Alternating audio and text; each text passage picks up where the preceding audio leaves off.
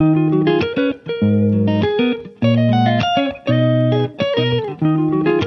श्रीमन नारायण। नमस्कार दोस्तों, आज मैं आप लोगों को जगन्नाथपुरी की रथ यात्रा का संपूर्ण कथा सुनाऊंगी। उससे जुड़ी हुई हर रोचक बात बताऊंगी। हिंदू धर्म में जगन्नाथपुरी रथ यात्रा का विशेष महत्व है। इस रथ यात्रा का आयोजन हर साल उड़ीसा के पुरी में स्थित जगन्नाथ मंदिर में किया जाता है और यह यात्रा 12 दिनों तक चलती है। मान्यता है कि इस दौरान जगन्नाथ जी 9 दिनों के लिए अपनी मौसी के घर गुड़िचा माता मंदिर जाते हैं। हर साल रथ यात्रा में शामिल होने के लिए लोग देश विदेश से पहुंचते हैं और इस रथ यात्रा को पर्व की तरह मनाते हैं। रथ यात्रा में शामिल होने वाली 3 प्रमुख मूर्तियां भगवान जगन्नाथ, बलराम जी तथा सुभद्रा जी की होती है। उड़ीसा के पुरी में स्थित जगन्नाथ मंदिर भारत के 4 धामों में से एक है और यह वैष्णव मंदिर श्री हरि के अवतार श्री कृष्ण को समर्पित है।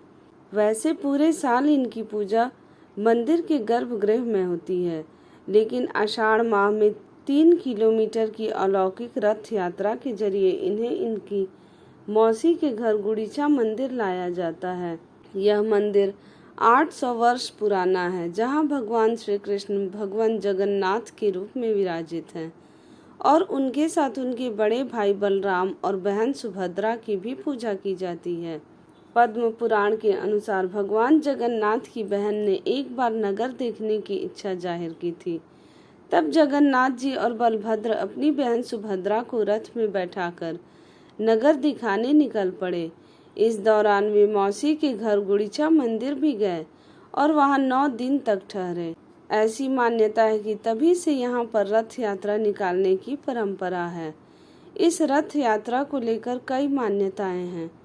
इस रथ यात्रा के बारे में स्कंद पुराण, नारद पुराण में भी विस्तार से बताया गया है। पौराणिक मान्यताओं के अनुसार पुरी स्थित गुड़िचा मंदिर को उनकी मौसी का घर माना जाता है। ऐसा माना जाता है कि गुड़िचा मंदिर में ही भगवान जगन्नाथ जी का अवतरण हुआ था। रथ यात्रा के दौरान भगवान जगन्नाथ, भाई बलभद्र और बहन सुभद्रा की मूर्तियों को अलग अलग रथों पर स्थापित करके नगर भ्रमण कराया जाता है। 2023 में 20 जून मंगलवार को रथ यात्रा का उत्सव मनाया जाएगा। देवशयनी एकादशी के दिन समाप्त होगी। हिंदू पंचांग के अनुसार इस यात्रा के जरिए भगवान जगन्नाथ प्रसिद्ध गुड़िचा माता के मंदिर में जाएंगे। यह विश्व प्रसिद्ध रथ यात्रा है जो देश दुनिया में जाना जाता है। 20 जून को रथ यात्रा के समय अश्लेषा नक्षत्र और रवि योग रहेगा, जो यात्रा को सुखद बनाएंगे। पुरी में भगवान जगन्नाथ के रूप में भगवान श्री कृष्ण के साथ उनकी बहन सुभद्रा और भाई बलभद्र भी उपस्थित हैं। इन तीनों का विशाल रथ 10 दिनों के लिए बाहर निकलता है। इस अवसर के दौरान हजारों भक्त पुरी में आते हैं, क्योंकि उनका मानना है कि भगवान जगन्नाथ के रथ की मात्र झलक मिल जाने से ही मोक्ष की प्राप्ति हो जाती है। इसकी शुरुआत 1150 में गंगा राजवंश द्वारा की गई थी। यह वह पर्व था जो पुरी की रथ यात्रा के नाम से पूरे भारतवर्ष में प्रसिद्ध हुआ। वहीं पश्चिमी दुनिया में यह पहला भारतीय त्योहार था जिसके बारे में विदेशी लोगों को भी जानकारी मिली। उड़ीसा के पुरी में भगवान जगन्नाथ मंदिर है, जो 4 पवित्र धामों में से एक है। मान्यता के अनुसार ऐसा कहा जाता है कि हर व्यक्ति को अपने जीवन में एक बार जगन्नाथ मंदिर के दर्शन करना चाहिए। भगवान जगन्नाथ की रथ यात्रा में उनके भाई बलभद्र और बहन सुभद्रा भी शामिल होते हैं। जगन्नाथपुरी मंदिर भारत की 4 दिशाओं की 4 सबसे पवित्र मंदिरों में से एक है। अन्य 3 में दक्षिण में रामेश्वर, पश्चिम में द्वारका और हिमालय में बद्रीनाथ को सबसे पवित्र माना गया है। अब मैं आप लोगों को जगन्नाथ रथ यात्रा की पौराणिक कथा सुनाने जा रही हूँ। इससे जुड़ी हुई 4 कथाएं प्रचलित हैं। जब राजा इंद्रद्युम्न ने जगन्नाथ, बलभद्र और सुभद्रा की मूर्तियां बनवाई, तो रानी गुड़िचा ने मूर्तियां बनाते हुए मूर्तिकार विश्वकर्मा और मूर्तियों को देख लिया, जिसके चलते मूर्तियां अधूरी ही रह गईं।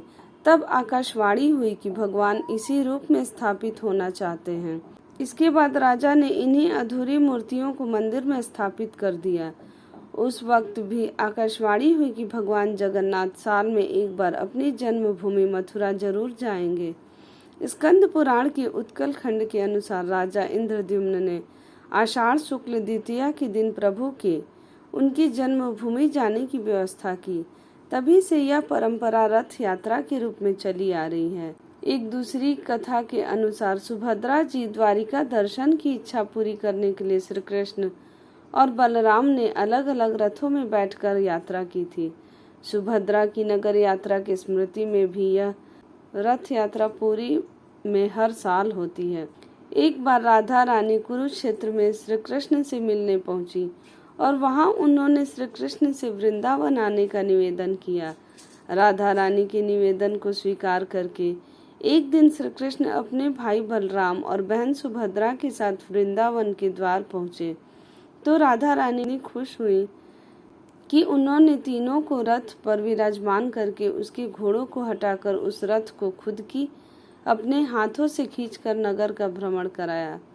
इसके अलावा वृंदावन वासियों ने जग के नाथ अर्थात उन्हें जगन्नाथ कहकर उनकी जय जयकार की। तभी से यह परंपरा वृंदावन के अलावा जगन्नाथ में भी प्रारंभ हो गई।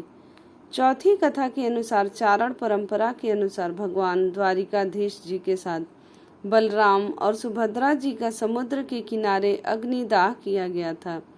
कहते हैं कि उस वक्त समुद्र के किनारे तूफान आ गया और द्वारिकाधीश जी के अधजले शव पुरी के समुद्र के तट पर बहते हुए पहुंच गए। पुरी के राजा ने तीनों शवों को अलग अलग रथ में विराजित करवाया और पूरे नगर में लोगों ने खुद रथों को खींचकर घुमाया और अंत में जो दारू का लकड़ी शवों के साथ तैर कर आई थी उसी से पेटी बनवाकर उन शवों को उनमें रखकर उसे भूमि में समर्पित कर दिया।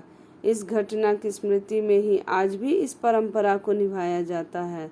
बोलो जय श्रीमन नारायण। अगर आपको मेरी यह कथा अच्छी लगी हो तो मेरे चैनल को लाइक करें, सब्सक्राइब करें।